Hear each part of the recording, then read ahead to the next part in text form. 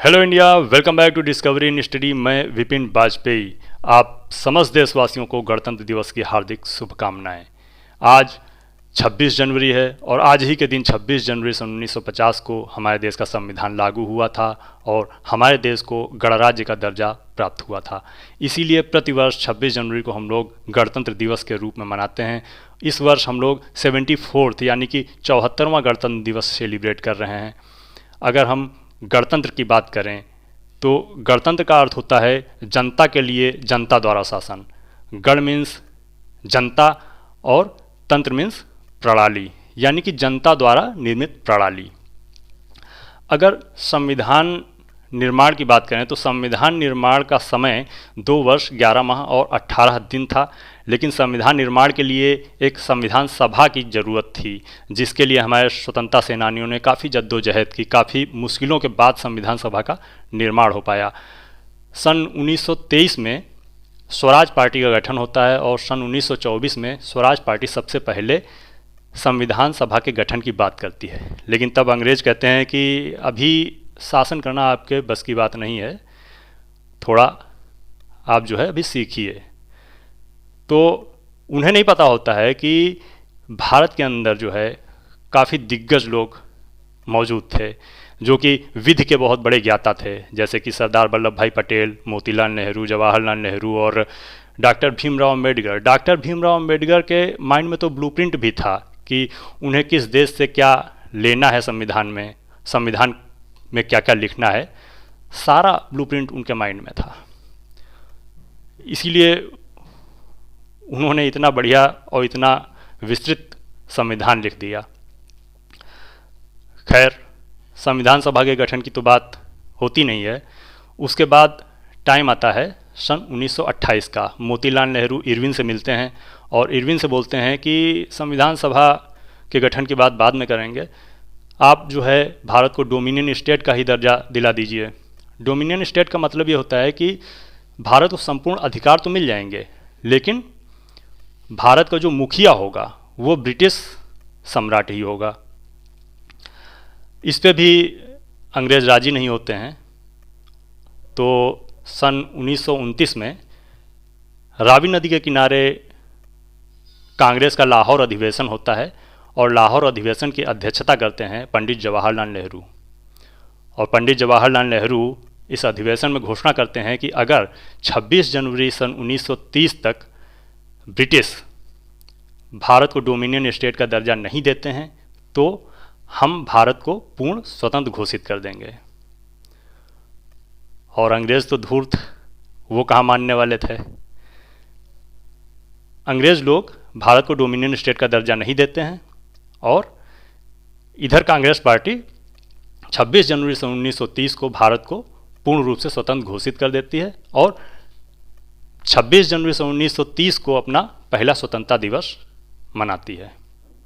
उसके बाद प्रतिवर्ष 26 जनवरी को स्वतंत्रता दिवस के रूप में मनाया जाने लगा। समय बीतता जाता है और समय आता है 1939 से 1945 के बीच, जब सेकेंड वर्ल्ड वार चल रहा होता है, द्वितीय विश्व युद्ध का समय चल रहा होता है। इस समय ब्रिटिश की स्थिति बहुत बुरी हो जाती है और ब्रिटिश भारत से हेल्प लेने के लिए क्रिप्स मिशन भारत भेजता है। क्रिप्स मिशन में ये कहा जाता है कि यदि भारत द्वितीय विश्व युद्ध में ब्रिटेन की सहायता करता है तो ब्रिटेन संविधान सभा के गठन पर विचार करेगा। कुछ नेता जो है क्रिप्स मिशन की बातों को मान जाते हैं। उसके बाद सन 1945 में द्वितीय विश्व युद्ध की समाप्ति होती है और सन 1946 में ब्रिटेन से कैबिनेट मिशन भारत भेजा जाता है और कैबिनेट मिशन की संस्तुतियों के आधार पर संविधान सभा का गठन कर दिया जाता है। संविधान सभा की पहली मीटिंग 9 दिसंबर 1946 में होती है और इसमें जो सबसे बुजुर्ग व्यक्ति होते हैं डॉक्टर सच्चिदानंद सिन्हा, इनको पहले जो है अस्थायी अध्यक्ष के रूप में चुना जाता है। अब बुजुर्ग व्यक्ति थे तो इतना तो सम्मान बनता ही था और 9 दिसंबर से ही संविधान निर्माण की प्रक्रिया चालू हो जाती है। अगली मीटिंग 11 दिसंबर 1946 में होती है, जिसमें डॉक्टर राजेंद्र प्रसाद को संविधान सभा का स्थायी अध्यक्ष घोषित किया जाता है। उसके बाद नेक्स्ट मीटिंग 13 दिसंबर 1946 में होती है और इस दिन से संविधान निर्माण की प्रक्रिया बड़ी तेजी से आगे बढ़ती है।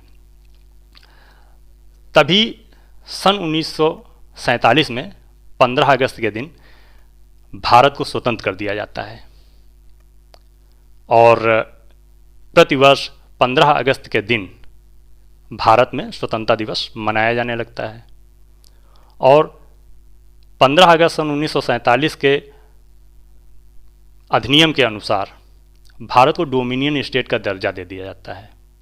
यानी कि भारत को संपूर्ण अधिकार तो मिल गए थे, लेकिन भारत का मुखिया ब्रिटेन का सम्राट ही था।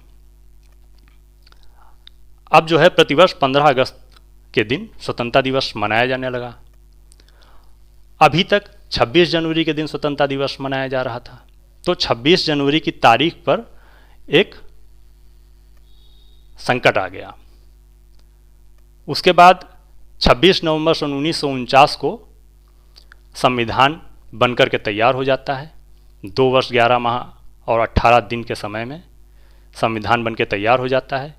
संविधान सभा की मीटिंग होती है, उसमें 26 नवंबर सन 1949 को संविधान को अंगीकृत और आत्मार्पित किया जाता है, लेकिन उसको लागू नहीं किया जाता है, क्योंकि यहाँ पर 26 जनवरी की तारीख को अस्तित्व में बनाए रखने के लिए संविधान को 2 महीने के बाद जो है 26 जनवरी सन 1950 को लागू किया जाता है।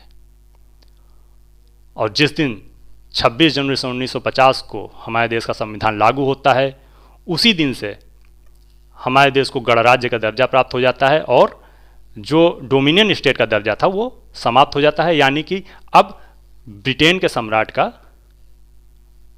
हमारे भारत पर कोई अधिकार नहीं रह गया था और हमारे देश का जो मुखिया बनाया गया वो राष्ट्रपति के रूप में डॉक्टर राजेंद्र प्रसाद को बनाया गया।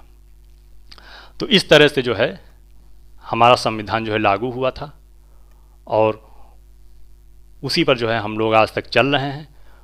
अगर जो है हम किसी पुस्तक की बात करेंगे, बहुत ही विश्वसनीय और बहुत ही अच्छी पुस्तक की बात करेंगे, तो हमारे देश का संविधान ही है, क्योंकि हमारा पूरा जीवन ही जो है हमारे देश के संविधान की जो ये बुक है इसी पे टिका है। चलिए आज के लिए बस इतना ही। जय हिंद।